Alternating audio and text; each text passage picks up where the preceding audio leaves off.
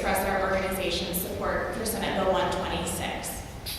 STAND is an education advocacy organization that brings together parents, teachers, and community members to advocate and inform and influence education policies at the local and state level. Some of you on this committee have known me now for going on 6 years. This is my 6th session working at the Capitol. And in my former role as Government Affairs Director of the Colorado Children's Campaign, I worked with some of you on early childhood education policies, passing children's health policies, and of course, coming before you to speak on behalf of education policy. And while some of you may know a lot about me, I think what you may not know is that I came into this field of work because of this exact issue, tuition equity. I grew up in a conservative household in western Colorado, influenced by my grandmother, who was a professor at Colorado Mountain College. At the age of 16, I started traveling with her to a rural Nicaraguan village, only to find that young people my age were destined to harvesting coffee and tobacco because their public education ended in the 6th grade.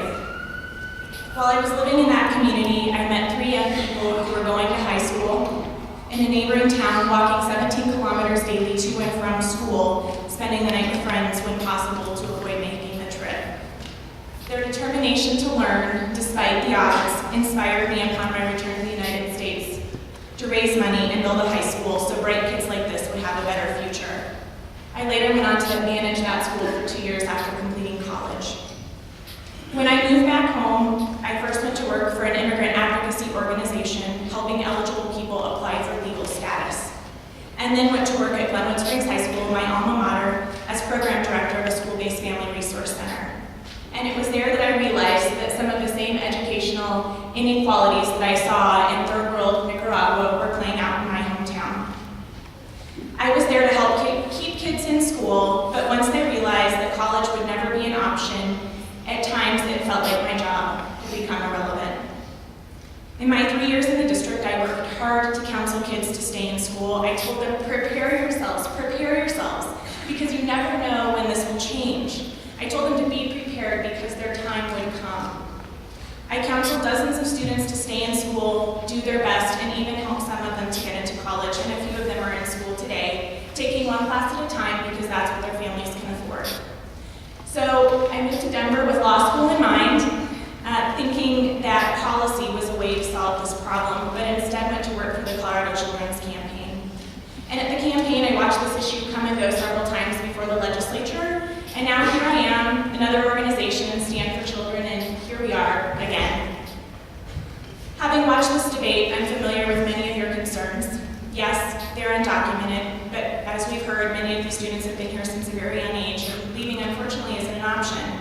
They speak, read, and write English more than their native languages, and unfortunately wouldn't be eligible to go back to their home country and go to school.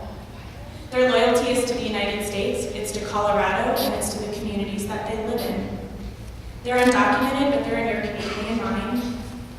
They're your neighbors, they're friends to our children. They go to your church and they shop with you at the grocery store. And even if they go to college, they might not be able to work now. But if they continue to focus on school, they'll be prepared for that next opportunity to apply for residency and citizenship.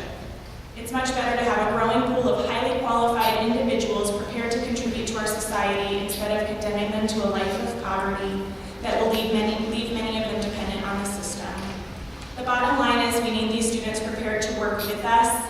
They have to meet the same rigorous college admission standards. These kids are top performers. They're our kids. Let's quit importing talent from other countries and other states and start taking advantage of the investment we've made in them as Colorado students. Be happy to. As elected officials, I encourage you to consider where your constituents are on this issue.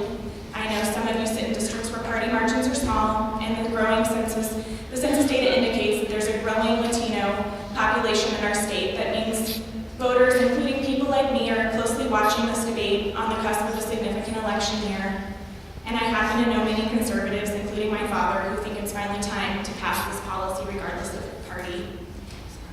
Committee, I ask for your yes vote on Senate Bill 126 and would like to look back on this day and say proudly that Colorado put the future of our state ahead of politics. Thank you. Thank you.